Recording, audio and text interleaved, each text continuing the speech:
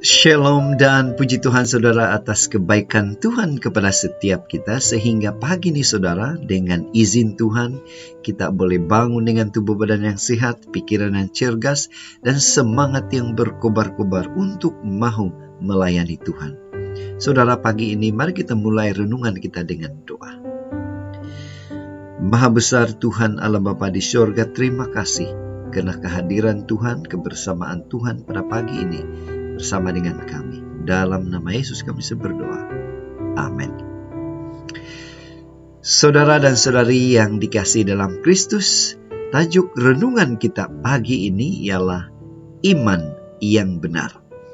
Bagaimana iman yang benar itu menurut buku Yudas? Firman Tuhan di dalam buku Yudas 1 ayat 20 mengatakan, "Akan tetapi kamu, saudara-saudaraku yang terkasih, bangunlah dirimu sendiri di atas dasar imanmu yang paling suci, dan berdoalah dalam Roh Kudus."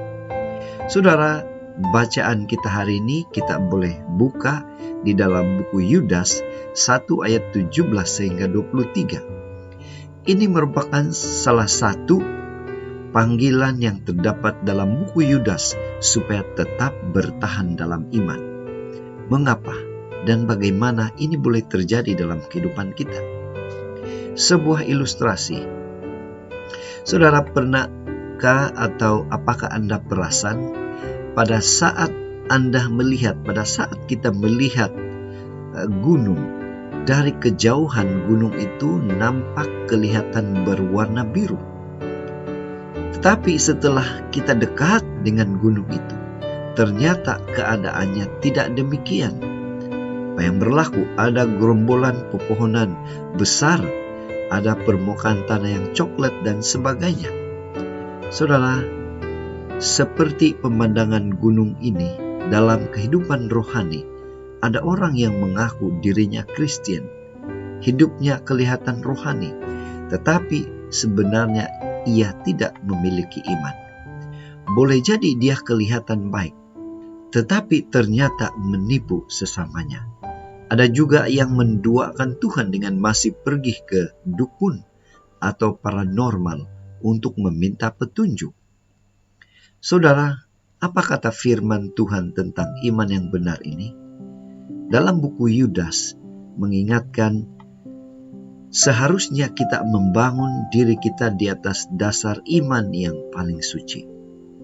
Orang yang membangun rumah tidak hanya membuat dasarnya, namun menyelesaikannya sampai rumah itu berdiri. Kita juga tidak tinggal dalam keadaan yang tetap sama, seperti pada ketika kita baru bertobat atau menerima Yesus sebagai juru selamat. Tetapi kita terus bertumbuh sehingga iman kita disempurnakan oleh Tuhan. Dalam firman ini juga kita mendapati bahwa dasar iman yang paling suci itu adalah Yesus Kristus, bukan yang lain.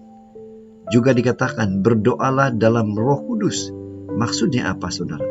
Maksudnya bila kita berdoa dengan penuh kepercayaan kepada Yesus, kuasa Roh Kudus akan dinyatakan atas hidup kita. Bukan pula berdoa menurut hawa nafsu, melainkan berdoa selaras dengan kehendak Tuhan. Apa aplikasi renungan pelajaran kita pagi ini?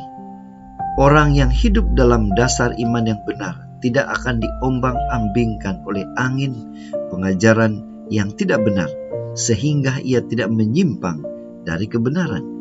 Sebaliknya, ia akan terus bertumbuh dalam pengenalan akan Tuhan dan menjadi semakin serupa dengan gambaran anaknya. Kiranya saudara, kehidupan kita juga demikian, mencerminkan iman yang benar sesuai yang dikehendaki oleh Tuhan.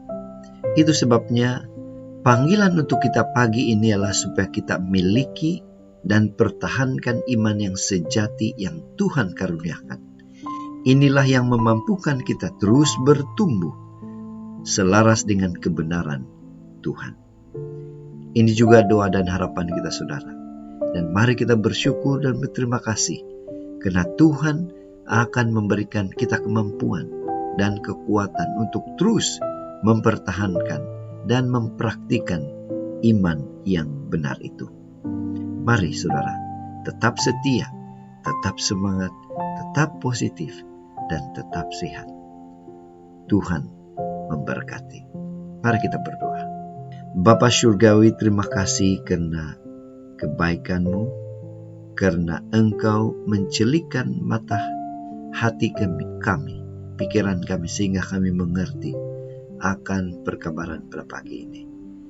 Dalam nama Yesus kami berdoa. Amin.